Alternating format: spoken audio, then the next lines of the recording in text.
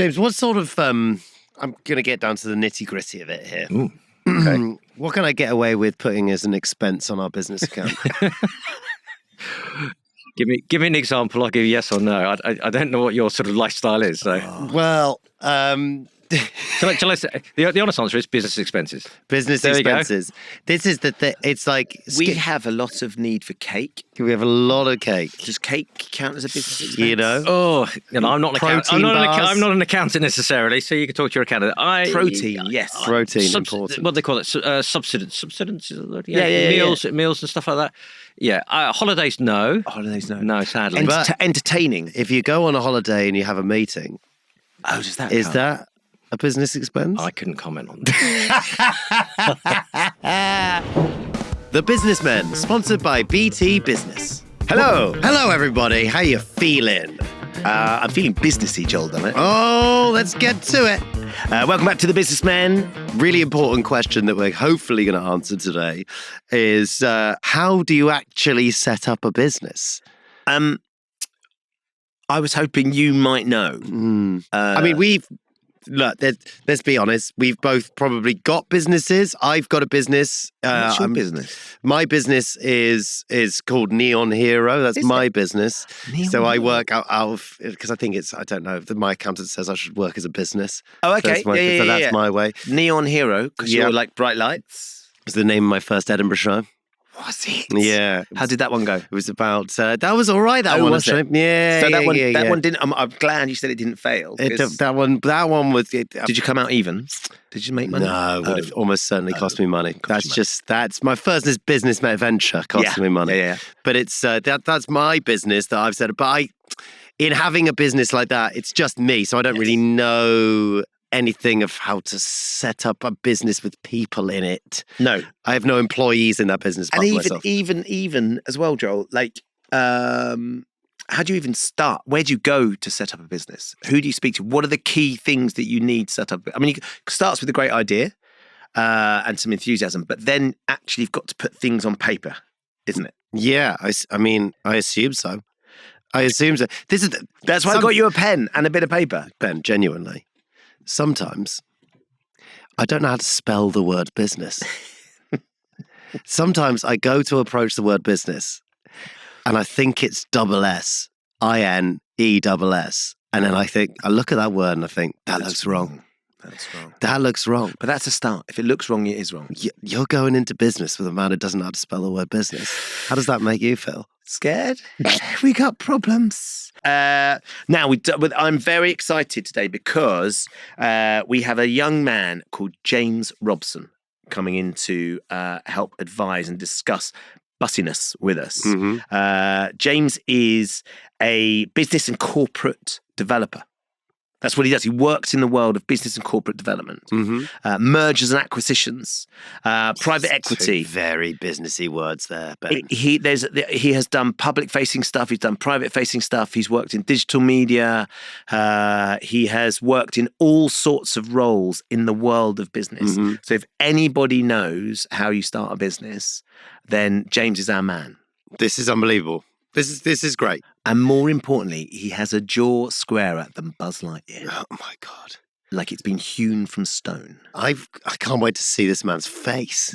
He is the face we need for our skincare brand. I bet he's got a great skincare routine as well. I'm going to say, what is your skincare regime? How do you spell business?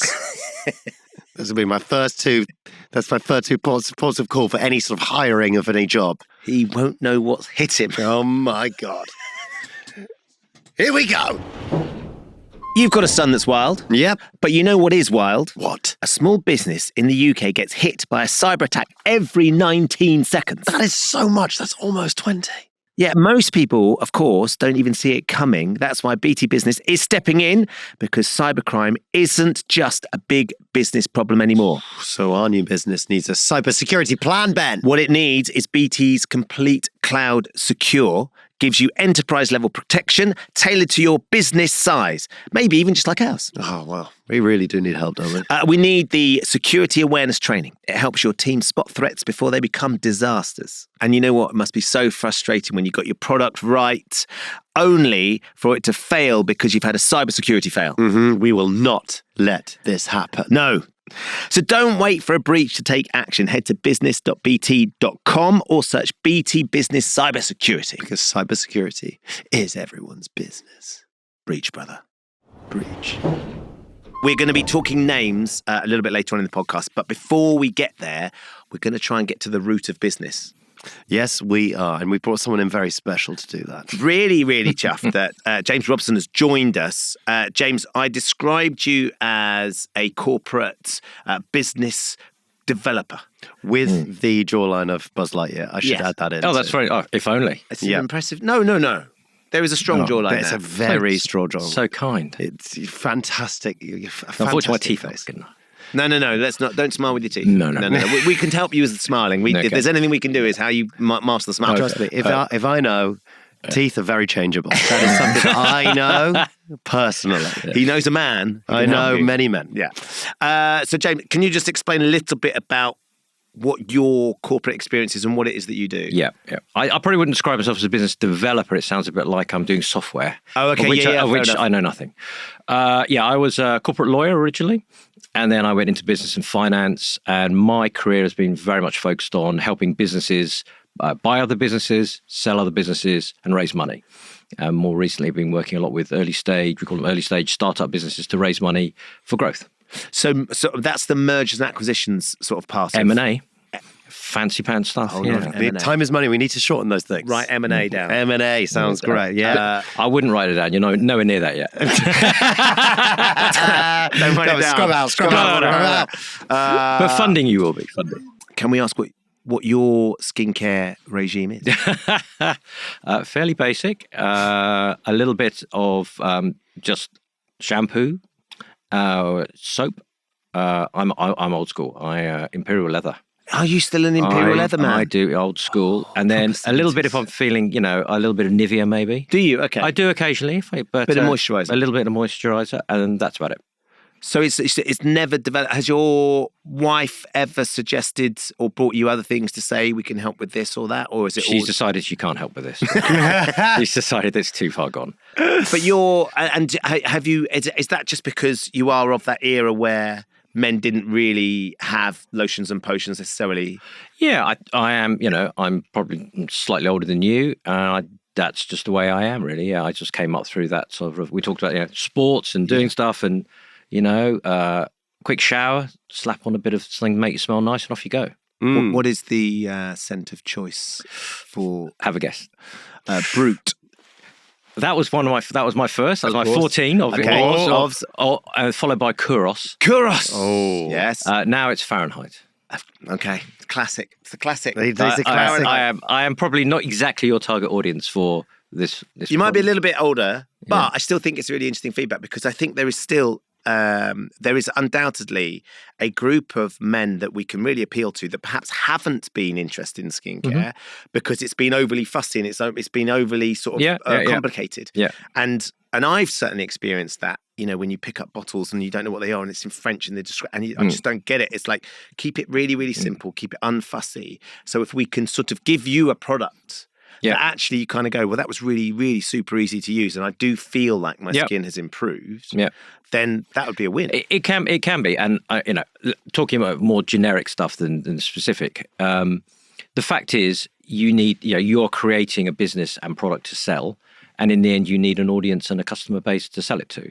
So what you've got, the great opportunity here is that you can build an engagement with your audience on the podcast, you can build a customer base and you can try it with them. But most importantly, you've got to listen to what they say. So however much, and maybe your idea is great, I don't know. Maybe it's a fabulous idea and there is a market there and you'll sell millions of units. But if they're coming back and saying, no, we don't want that, but we want this or whatever, you have to listen to them. We're ready to listen, aren't we? I think that's all I do. That's all I do is listen. Sometimes too much. You've got really big ears. I like it. I haven't talked much yet since you've been here, James, because I'm absolutely fascinated by it. I think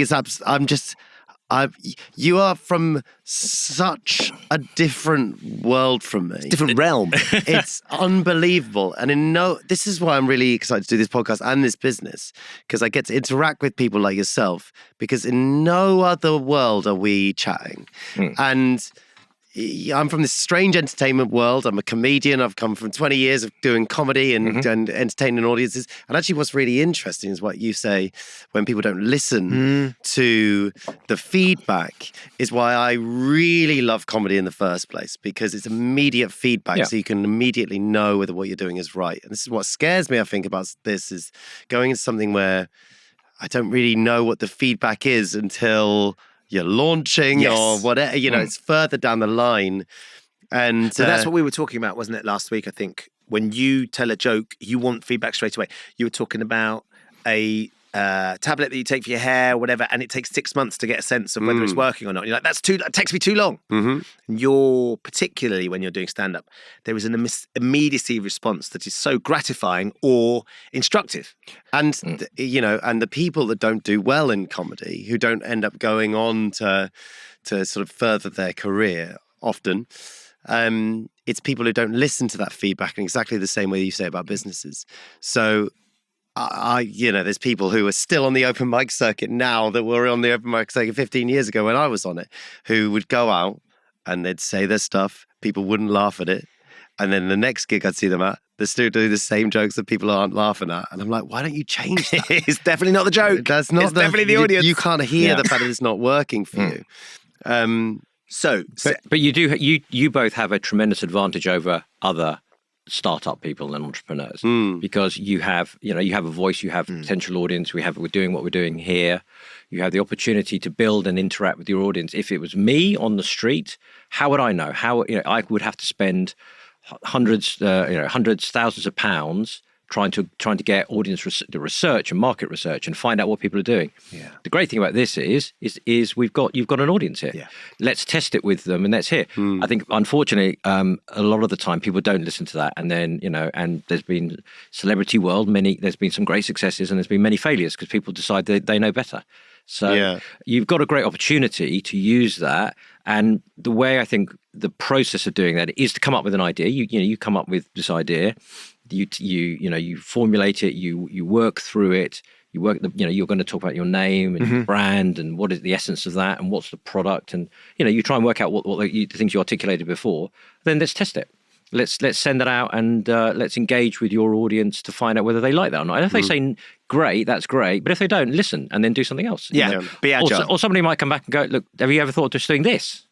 And a lot of the time people go, no, I can't do that. I've got to do this thing. And in the startup world, particularly you see it around technology and stuff, they call it pivoting. You pivot all the time. So you get to one thing, you get a block, actually it's not worked. They pivot again and they move and then they pivot again. And finally they find the way where they meet what they want to do or what they're creating with what the customer wants. And that's where it works. Pivot! Pivot! Pivot! And do we have to say it out loud to each other? Like you can ring a bell maybe if you want to. That would be fantastic. I think that's quite one nice. of my favourite Friends episodes. Pivot! Pivot. When you were thinking the sofa. Trying to get the sofa down the stairs. Can I ask a question? Because I genuinely don't know this, and I don't know if we've even discussed this or thought about it. How much money do we need? I've got no idea how much money. We've just gone, let's do this, but is it tens of thousands? Is it I would say it's something like, maybe 150 for the business and 100 for me. That would be a good balance. That's cheap for that jawline. 100 for this type of advice. This type of advice. So genuinely though, to launch. So if somebody, you understand what we're trying to do, but if someone wants to launch a business and they're going to do it sort of via TikTok or Instagram or Facebook, so I think that's called direct to consumer. Is that D2C? D2C, yeah, right? D2C. Good stuff. B2B or D2C? B2B, business to business. Business to business, to consumer. So if they're going to do that, then how much money really are we talking about? It's, how long's a piece of string? Okay. It depends what you want to do. When you're going through a growth sort of journey, what you want to do is to have success along the way. You want to raise enough money to do whatever you need to do in the next phase. Right. You need to deliver the next phase. So that could be... you go to investors and say, we need to raise £50,000 to develop a minimum viable product, which is a product that works. So let's say it's a toy and it does that. Okay, it works. If we deliver that, that's success. That means that we can go back to investors and go, we've had success. What you don't want to do is try and go to investors and raise 500,000, we haven't done anything, and then be a failure. So start with smaller amounts, incremental successes along the way. They'll be more inclined to... And what happens to that in your business is you build value in your business because people see success and the value of your business goes up. If you want to, so we haven't talked about is how much you value your business. So you have an idea. What's the value of that idea at the moment? It's whatever someone's prepared to invest into it. As you hit milestones and as you develop the business, the value of your business goes up. So when people invest into it, they don't take such a bigger share. And of course, you want to keep more of the business value yourself. So you need to work out. I can't tell you because I don't know exactly what's needed. I mean, you've got a product idea. You need to take it out to the audience. You need to validate it. Yes. So there's a certain amount of money that's needed about that. Doing surveys, maybe developing the product, developing the brand. There's a certain amount of money. You raise that amount of money. You are successful in whatever in developing that. Then you can go back to your investor base. Go, it's great. We've developed that. We've tested it. People really like it, but we need another 200,000 because we need to now make a load of the product and sell it. You get that out into the marketplace. If you sell that, people go, great. People are really buying this now, and they say, now we want to go and put it into high street, into Boots or Superdrug or somebody. Yeah. Okay, but you need £1 million now to build to manufacture all of that. Okay, but we've seen you had success all the way. Then you've got a much more credible story to tell people about raising the money. So the more we validate, the more we de-risk for the next bit of investment. There you go. Here we are. Did I sound like a businessman? You said it very getting there, mate. I think my couple of episodes are behind you, but I think you're up. But and that is a good way for startups to do it because you're minimizing your risk as well because there's a high chance of failure. So you've always got a chance of failure. So you don't want to risk so much of your money or other people's money. You need to, you're custodians of other people's money. When you invest it, you are a custodian of that. So you need to try and make that as low a risk as possible with a greater chance of success. Big brands are different, L'Oreal or big brands, they will do some, they could throw something in the marketplace and, they've got huge distribution, huge marketing budgets. It's a different thing. So we have to be very careful in making sure that we try and, as you said, lower the risk, make the chances of success much greater. Yeah, validate it. And validate all the way.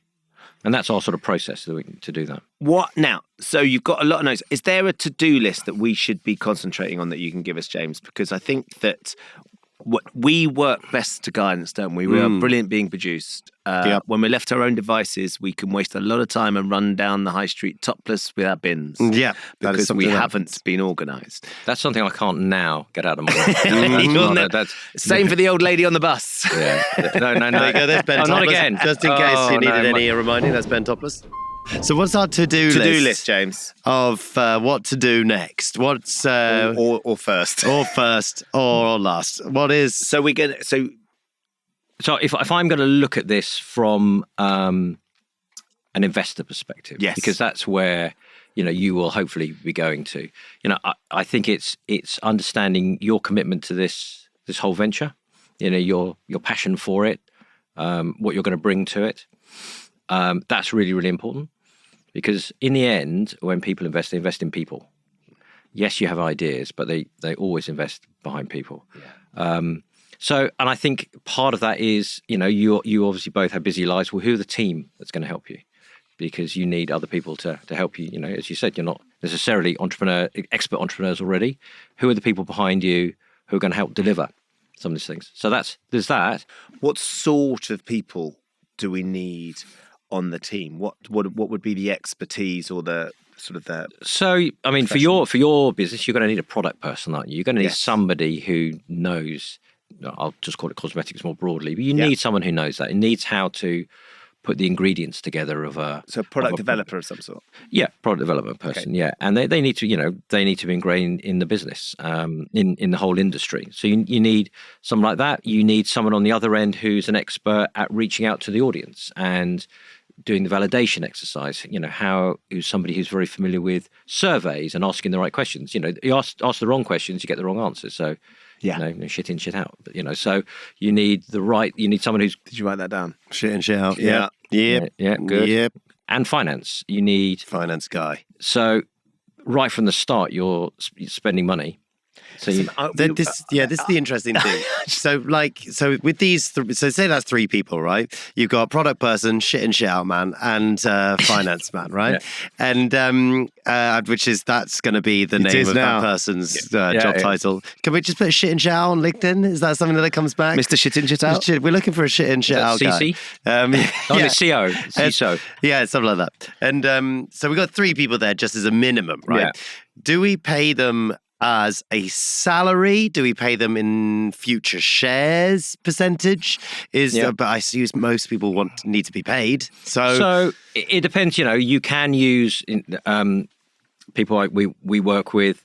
You can use people who can provide those services up front on an agency, on a sort of freelance basis to get things going. You certainly, it's very early for you to think about hiring people in. I mean, that's a big cost, and it's very risky for somebody. Yeah. That's what I was thinking. Costs already. We've already spent a fortune just writing those people down. Yeah, exactly. Exactly. So shit and shout people are not cheap. They are not cheap. They are not. So and in your situation, you need a team because you've got other things you're doing. So the classic entrepreneur will probably will be bootstrapping their business, so they'll be working for free effectively and spending their own money. So they will have had a job or done something or other usually, and then they effectively will be funding themselves over a period of time to get the business up and running. So here, I would suggest using some freelance people to help get that going, keep the costs as low as possible. Yes.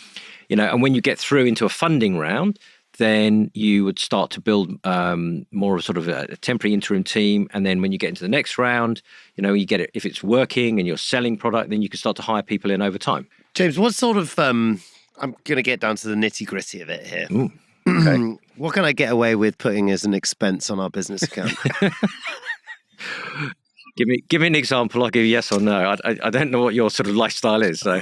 Well, Shall I say, the honest answer is business expenses. Business expenses. This is the thing. It's like we have a lot of need for cake. We have a lot of cake. Does cake count as a business expense? I'm not an accountant. I'm not an accountant necessarily. So you can talk to your accountant. Protein, yes. Protein, important. What do they call it? Subsistence. Yeah. Meals and stuff like that. Yeah. Holidays, no. Holidays, no. No, sadly. Entertaining. If you go on a holiday and you have a meeting, does that is count? that a business expense? I couldn't comment on that. Can we talk about clothing? Because you are always suited and booted. You always look the business. I know you take great pride in your... Do you like the tie? Look at this tie. It's unbelievable. What's this tie? Is it... There's little horses. We've got horses. Little horses on there. Little Hermes horses. Little Hermes horses. Orange. Is it Hermes tie? It is. Oh, Christ alive. Why do people wear suits? Is that a stupid question? Because they look smart. Yeah, and you look fantastic. I trusted you as soon as you came in. Yeah. So it's quite intimidating buying them. Did you think that is? Well, yeah, I think a suit is a bit. I think a suit carries a certain sort of charisma and position and authority. If you were advising a company on a £10 million deal and you turned up in flip flops and trainers, you might not. People wouldn't take them as seriously. It's a nature of the beast. Told you not to wear flip flops. People expect that sort of thing. I wear it sometimes because I work at home most of the time. Actually, I don't wear a suit most of the time. But, I like wearing a suit and tie. When I put a jacket on for like Masked Singer, something like that, there feels like you're putting like a suit of armour on. Do you know what I mean? There's something about when you sort of do it up, you're just like getting ready for battle. The outfits you wear there are sensational. They're too far in terms of suits. If I took that to a business acquisition, people would be like, okay, I don't think I like these. Why is there a matador in the room? You like wearing, I don't know, maybe you don't like wearing. Yeah, you put black tie on. You look the business feel at the NTAs, don't you? You do. I genuinely think I'm the person that wears a bow tie, wears a tuxedo the most in the UK. I'm not even kidding. I wear it on so many of my jobs. I do at least one gig a week. When you're waiting? when I'm a waiter. Basically, me and waiters. I told you could leave the waiting alone now. You're doing all right. This is my side hustle. Bringing us back slightly to this conversation. Oh, sorry. That's all right. You carry on. Sorry, James. I always think it depends. I think you guys are all media guys, so people would expect you not to be necessarily dressed up. I think it shows respect. If I'm going to somebody and I'm saying to you, can you invest £100,000 of your money? I sort of want to respect them by by showing, if I turn up in T-shirt and it shows I think I'm a bit sloppy and I'm not really respecting them. Is there anything that we've missed? Yes, an awful lot, but we haven't got time for that. But will you come back, James? If wanted. I feel like James can keep us on the straight and narrow, crack the whip occasionally, remind us that we still don't look smart enough. But if we go to a pitch meeting for some investment at some point, then we will refer to our sartorial guru here about what we need to wear for that occasion. I think, James, you're going to be really important to us if you don't mind us sort of calling upon you as many times as possible. Yeah. But when we've got a bit more of an idea of what this thing is and we're a bit further down the line, we can come to you and you can tell us sort of what to do or how to conduct ourselves. Yeah. Because I'll be honest, James, I'm petrified of it. That's what being an entrepreneur is about. I'm absolutely petrified of you, and I think you're fantastic. Not about me. That's what I was Yeah, I'm petrified of you. I think you the way you look at me, I can't.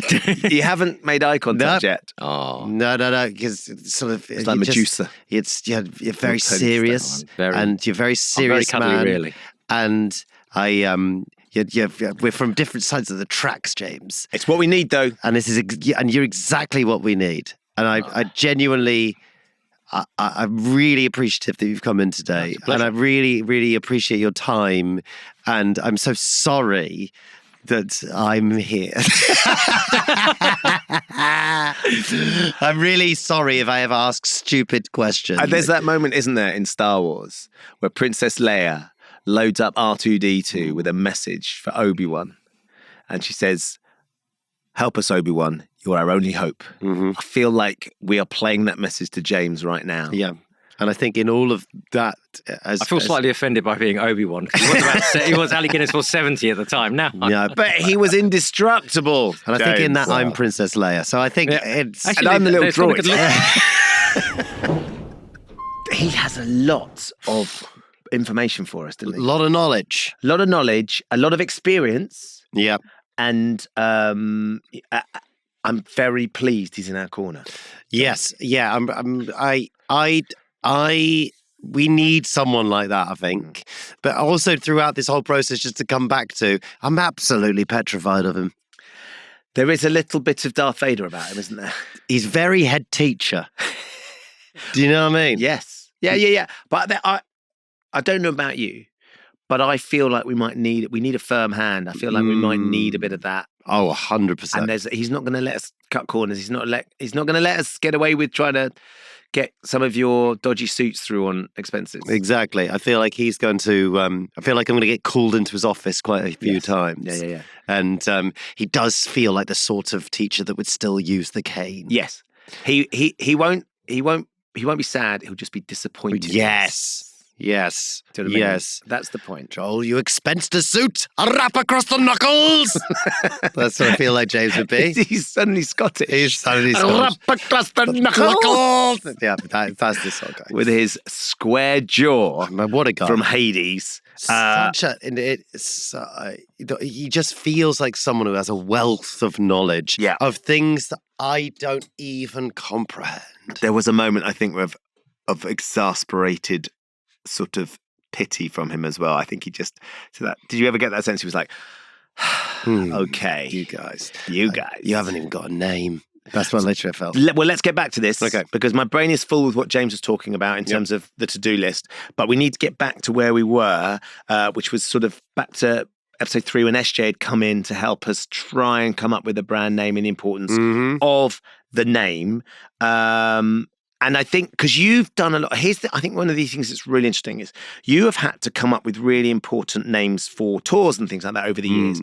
So you've got, like, when you go to Edinburgh, how do you go about doing that? Because that ends up being ideally something that's going to get people to buy tickets to come and see you. Yeah, and I said it briefly to SJ, that thing of like, I try and think of what you would say is the packaging, which is the poster, you know? I try and think of it in the whole thing. I don't just think of the name. I think of what is the packaging look like with that name on it, right? So I think of the poster, and it's It's really backfired before. Has it?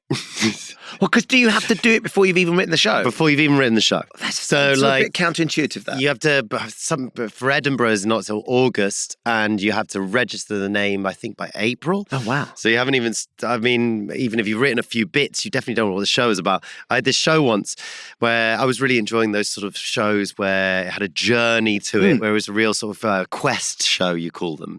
And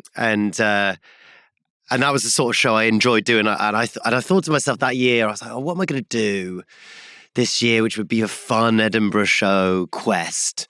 And I thought, well, I'm going to enter the World Conker Championships. I thought that would be a fun idea.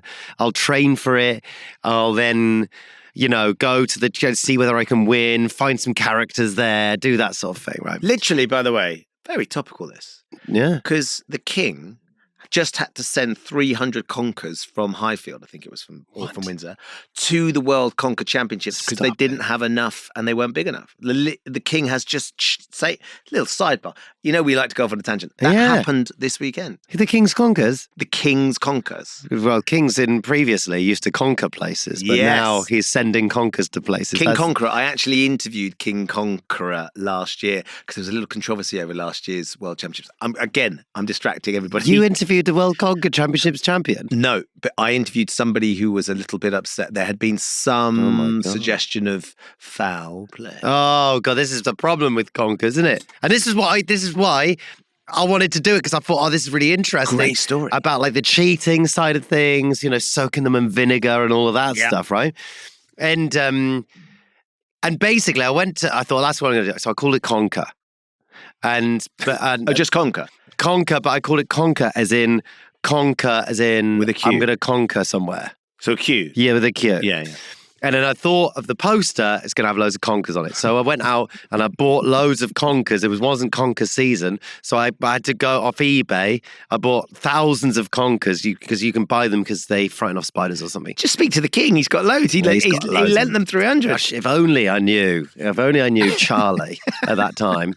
And old Conker Charlie. Bought loads of these conkers and then did a photo shoot with me on lying on the floor with these conkers around me like American Beauty. Amazing.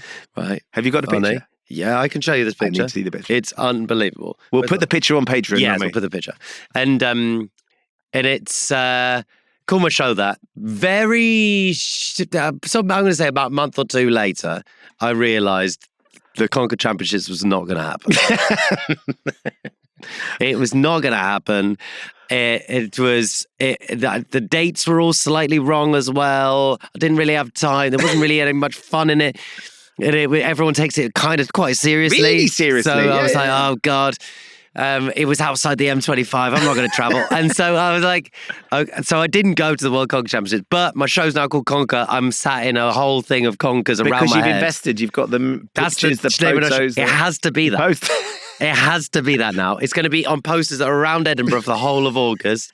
That is the name of the show. But anyway, the show ended up being completely different because something else had happened in my life that was really interesting. I was like, I want my show to be about this. It basically ended up being about me seeing this lady on a tube and her looking at me and me looking at her. Us being really, I felt like there was a thing there. Ooh. But then she got off the tube. And I was like, isn't this an amazing idea of me trying to find this woman? And this was sort of before social media. So it was kind of, like, this would have been 2013. Was that a little bit stalky? Yeah, it sort of is. But like the idea, it's also quite romantic. The idea of me just trying to find I'm going to hold on to the romance side of it. Yeah, it's romantic stalky. And and so So then I made the whole show about trying to find her, and I literally made like a police e-fit of them, and I got like an artist to sketch her face, what I thought she looked like and stuff. Tried to find her, and at the end of the show is I actually ended up finding her. Did you find her? Went on a date with her, it wasn't that good, and then I ended up dating the person that helped me find that person. It was like really interesting, really fun. And but imagine that show when the poster is me sat in thousands of conkers, and it's called Conker. And then actually the reviews of it all ended up being like, there were some reviews that said like, oh, I think this is really bad that he's calling it Conker because he's called it Conker as if he's like conquering women. Yes. And I'm like, no, I just thought I was going to go to the World Conkers.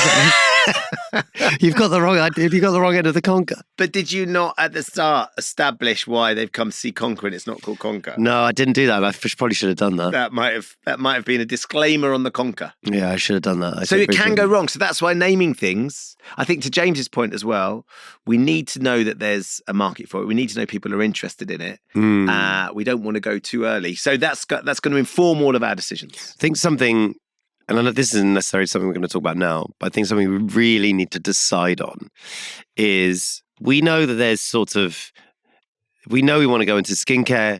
We know that we are not necessarily catered to as people ourselves. And so there is a market for it. But what is our sellable point? And James was talking about this. Like, what is our thing? Like, when Drunk Elephant came along, they went, we are eco-friendly. All of our ingredients are natural. Yep. That was their thing. Immediately sums up what that company is and what they stand for. I think we need to figure out what we stand for and who we're selling it to, like James says. I think that's really important. Yeah. Okay. With that in mind, let's go back to the names for a second, because we were set a little bit of homework to try and come up with a couple of names that we feel like appeal to us. Just going back over what SJ suggested, things like, is it ownable? Is it going to last a long time? Has to be T-shaped. The idea of it being T-shaped is it works across lots of different ranges that you might want to bring out. So we need to be able to sort of cross range. Disruptive was one that she suggested as well. We want it to be on the shelf, to be big and bold, but also make a bit of noise. It's something that sort of is something that's also, sometimes something that's disruptive is a bit jarring. Can be. Yeah, Do you know what I mean? Sure. Yeah. Something that's a bit like, what? Yeah. Instead of it just being like, You just walk past it. Yeah. Skin. Yeah. You know what I mean? Exactly. So They're great. There were some really interesting ideas. So have you got some more names to add to the list? I've got some more names, but I'm not sure this is going to help us because it's just going to add more to the mix. This is the problem. But I'm going to do it anyway. Have you got some as well? I've got some, but I've got too many. Okay, we're going to go no quite quickly if we don't like it. Go. So I quite like the idea of finding a number in our name that's relevant to the two of us. And also we both talked about we want the products to be natural and good for you and not toxic. I think there's a lot about sort of the opportunity for presenting something that doesn't have ingredients that are bad for the environment as well. So I combined our ages, which is 40 and 50. And I thought 90 pure felt like it could look quite cool with the number, and also pure felt like a really fresh, clean product of some sort of brand. 90 is interesting because that's also, for me, that's immediately speaks about how long a football game is. Yes. Yeah. And for a good reason and bad reasons. That's quite if I see the number 90, immediately it makes me think football. Okay. And that makes me think sport. Yeah. And that's us. And that's an interesting thing. Yeah. 90 pure. But also for me, why I'm going to say I don't think so with this one. Okay. It makes me think that it's for people who are 90 years old. So you think it's too old? 90 pure to me sounds like something you take for erectile dysfunction. Well, we might need to pivot. Pivot! We also might. So that's the end of 90 pure. Okay. So I think 90 pure's out. Okay. But I like this road you're going down. Okay. Shall I give you one? Yep. I'm going sort of almost, I'm going to start real simple because I sort of tried to dial it back from all the noise of trying to overthink it a little bit too much. And you could just go, yes, I really love the Wild Jacks thing. This is our kid's name. But you could also just go J&B. Yes. It's just J&B. Yes. And I did think this, but it's a whiskey brand, isn't it? Yeah. J&B whiskey. Yeah, you know that, you bloody alcoholic. That's why you need some 90 pure. You've been having too much J&B. That's the problem. They go hand in hand. Yeah, J&B whiskey, no? Yes, it is. Come with us on this journey, everybody. I'm going to go with this next one. Feels quite masculine. Feels quite sporty. Which one am I going to go? Face fuel. Okay. Feels fuel. A bit obvious, I think. I like the double F. I like the alliteration. I think alliteration is really cool. Mm-hmm. I'm a big fan of alliteration. Face fuel feels like is it a product name that's part of a bigger brand? Mm-hmm. And that's interesting. So I think that, and this is one of the interesting things that I think it could work really nicely. Like I've come up with a few like face fit, face first, face job, face fuel. If there is that, it feels like you can have quite a lot of fun with the product name that sits under a brand. I agree with that. Yes, have some fun sort of products which sort of say what they are, but in a fun way. Yeah, instead of just going moisturizer. Yes, so it's face fuel, and that works. Serum. Yeah, because we want it to be simple and unfussy. It's face fuel. It fuels your face. Yeah. Fuel your face. I quite like that. And then it's the double F. I've written down, I put face first. I've got face up, face fit, fit face, and we've got face fuel. So so you got face fuel, you've got face job, you've got fit face. I like the. It's a little bit disruptive in the way that there is a shop called Fat Face. Yes, there is. Do you know what I mean? And it's a bit disruptive in that way that you go like, oh, no, it's not. Do you know what I mean? Yeah. So it's similar, and then they'll recognize it and go, don't I know that? So we've got the recognition of... And there's something in it in terms of... Is it too close to Fat Face, though? I don't know. Maybe we need to look at that. I like Fit Face. Fit Face feels like it's got some elements that that work. And ultimately, it's what we want. We want people to have a fit face. Yeah. We all want a fit face, right? You want your face to work. You want your face to be capable of dealing whatever's thrown at it, whatever it has to look fit at. Fit face. It feels good to say. Fit face. Do please subscribe to our Patreon. Please do. We need all the help we can get. We really need your insights. We need your reflection on what we're discussing. It really genuinely helps. So get in touch on our Patreon, and we've always got lots of surveys and bits and bobs that you can get in touch. Loads of extra content in there. The link to the Patreon's in our bio. I'm excited because I feel like, we've got some nice names, some interesting options, but I think the closest we've come, I've circled it lots, is Fit Face. Yeah. I'm not saying that's definitely the one, but it feels like it's the best yet. It's the best yet, for sure. It's the best. It feels promising. Yeah. So look, it feels like we've got closer with the name, which I think is a really big step. But just thinking about James from earlier, James Robson, and how much we have to do, Joel. There's so much. We've got a lot of admin to sort of embark upon. A lot of admin, lot of questions to answer, lot of work to do to understand what we need for this business. Mm-hmm. And we need to figure out who our shit in, shit out person is. Who is that person for us? And where can we find him? Where can we find a shit in, shit out person? Answers on the Patreon, please, if you're willing to fulfill that role. Yes. We'll see you next week, or you'll hear us next week for more of The Businessmen. Who knows what we'll be doing, but hopefully we'll have an answer as to whether Fit Face can go one stage further. Oh, thank you for being with us on this wonderful journey. Genuinely, it means a lot. It does. Give us your feedback. Let us know what you think, what you believe we need. Yes. And maybe it's just help. Or a shit in, shit out man. Yes, please. Bye. The Businessmen, sponsored by BT Business. This is a Sony Music Entertainment production. The hosts are Joel Dommett and the sexy Ben Shepherd. The producers are Robbie Williams and Grace Laker. The studio manager is Mateas Torres. And the production manager is Jen Mistry. The executive producers are Alex Lawless, Chris Skinner, Russ Schaller, and Ashwin Saddle.